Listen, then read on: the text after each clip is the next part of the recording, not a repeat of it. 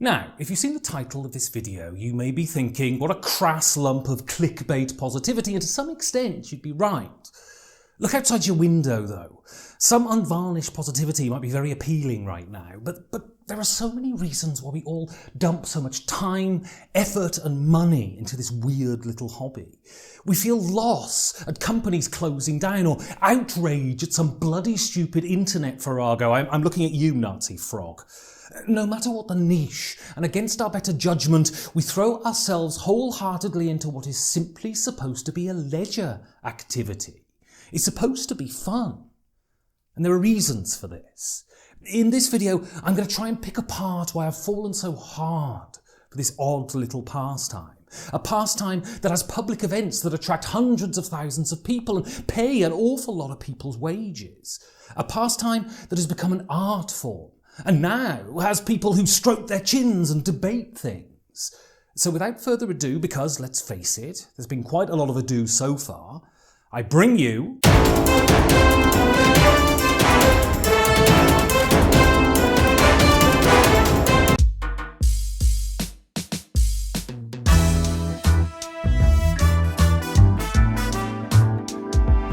Being the kind of immature moron that never really grew out of being an edgelord, I rail against sentimentality, the easy, soft focus manipulation of it. It's so bloody easy to whack on some strings and slowly push the camera in so we feel all of those emotions that distract from the world as it is. Never let it be said, though, that I'm not a hypocrite. When I'm caught without people or drink, I can descend into the pink blancmange of memory, and a hobby that encourages human interaction like this one is bursting with the kind of moments that make you lament the brevity of life. The first night where I put pandemic on the table, and after 5 minutes realising that I'd discovered a world that I never knew existed, to playing the perfect game of Skull, bidding someone up just enough so they would fall into my trap, to standing up from the table after we finished a game of Concordia, all of us silently drinking in the joy of having spent the last 2 hours doing something truly valuable, to walking the halls of Essen, dwarfed by the enormity, or the intimate rooms of Lyricon, playing games and promenading on the beach, to soaking in the aggressive sun in a grotty Berlin park, weaving stories in blood on the clock tower. Games as an art form are memory-generating machines. Look out of the window for 5 minutes and you'll be submerged in memory after memory, laugh after laugh, incident after incident. Games are not lived in the mind. They are lived with others in the present moment, and those moments are seared into the memory, and you can access them whenever you want. This is the incredible gift that games offer. Open a box, put the board out on the table, and create something you can keep for life. This one's a little embarrassing for me. I like to think of myself as a contrarian, and that puts you in the uncomfortable yet rather superior position of hating everything that everybody else likes. This includes the current trend in gaming for a huge preponderance of stuff. In the decade or so that I've been in this hobby, the amount of stuff in it has shot through the roof. As the air gets hotter and the seas higher, there seems to be a direct correlation with the amount of plastic dildos and plastic inserts and plastic cards and custom resin dice that you find in every game box. It feels like the whole industry is at war with the turtles. Now, I'm up for playing my violin while the city is burning as much as the next bloke, but maybe this is a mite negligent.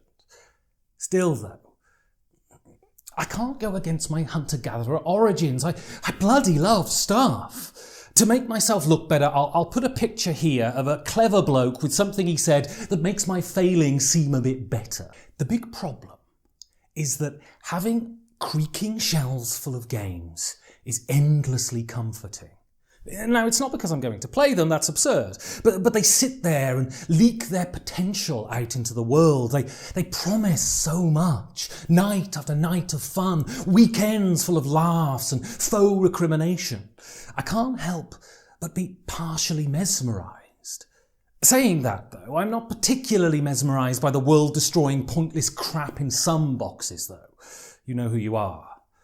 Having a load of games on your shelf, though, really does promise colour and adventure, if only for a couple of hours. When I see them all arrayed there, crouched, ready to reveal their beauty, it lifts my heart. I'm all for minimalism, but I'm also all for blind spots.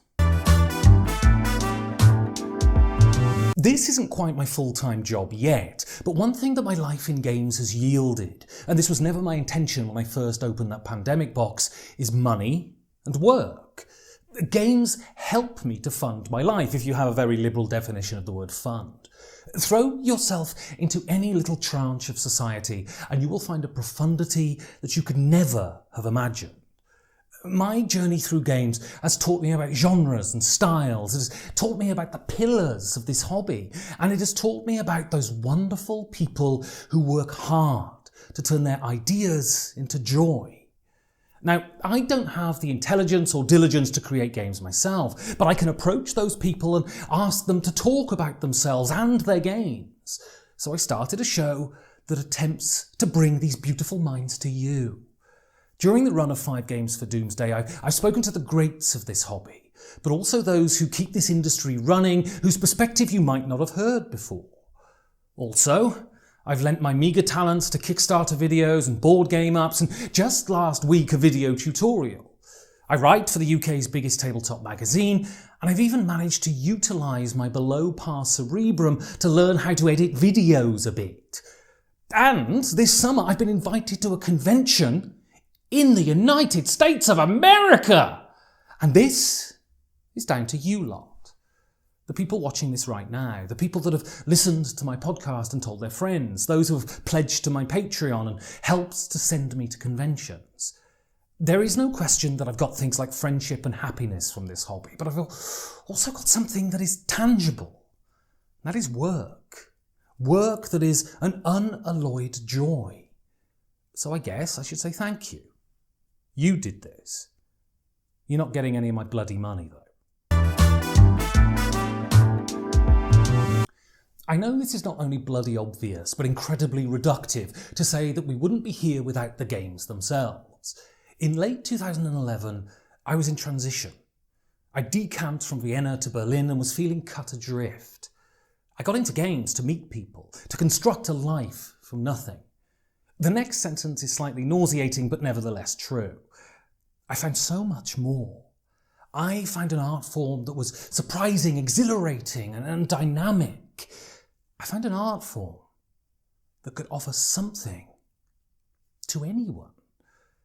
I started in gaming where any big-mouthed fool would start, in social deduction games, where I could leverage my mouth, my only natural gift, and bully the table into believing me.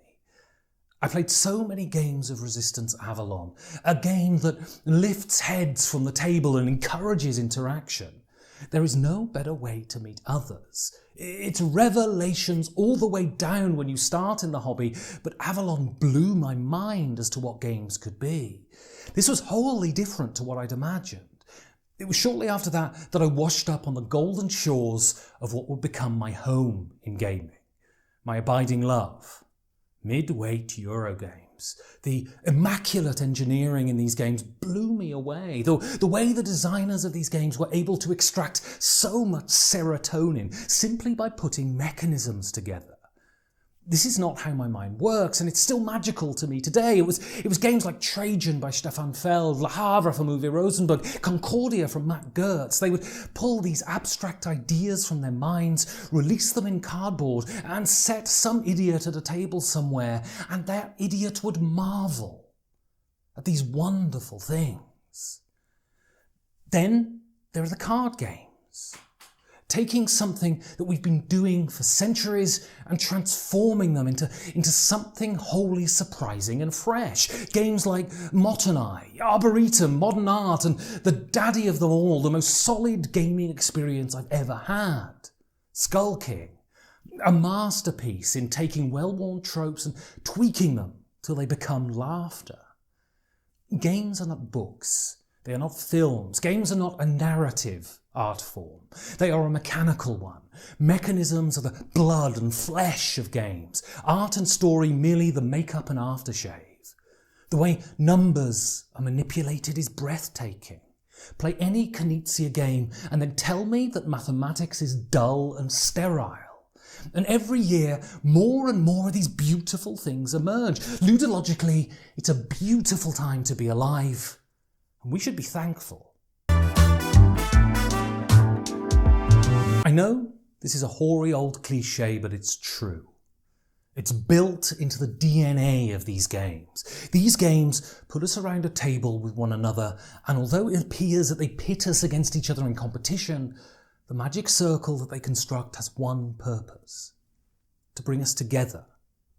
This is a big ask too, considering the world we've built. So much is constructed to pull us apart, to tear us away from that thing that comes so naturally to us, being together.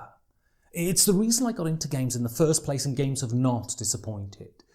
Games put us in contact with new people, and through games I've made so many friends, and this is reflective of this hobby. Through games I've met so many of my heroes, people like Martin Wallace, Tony Bourdelle, Mac Gertz, and so many others. It's not really about this though. Those serious relationships you form, but it's the energy that being in rooms with others gives you. It's about going to game night every week, nodding at the people you kind of know, and then sitting down and playing a game with them. That's why the pandemic hit so hard. It robbed us of society, it robbed us of each other. I cannot tell you how excited I was when game night started up again, how these people that play such a small role in the movie of my life made me feel at home again, that simply being with them gave me a grounding that a year and a half of solitude had denied me. That's what games give you, that place in the world, surrounded by those who care about the same thing. It's why we all do it, really. It's the joy of joining in, of being together. Netflix and Prime and Disney Plus hate us. They want us to be alone, to work against our nature, to be miserable. Game publishers and designers want us to be together, to smile, to laugh, and to go home at the end of the night a little more human than we were before. That's the magic of gaming. Gaming is being human. Well, if you've got this far, thank you for indulging my pomposity, and I hope you enjoyed it. You can subscribe and like and all of that, and if you really liked it, you can back me on Patreon. And there's one thing you can do. You can pull a game down from the shelf, throw it on the table and play.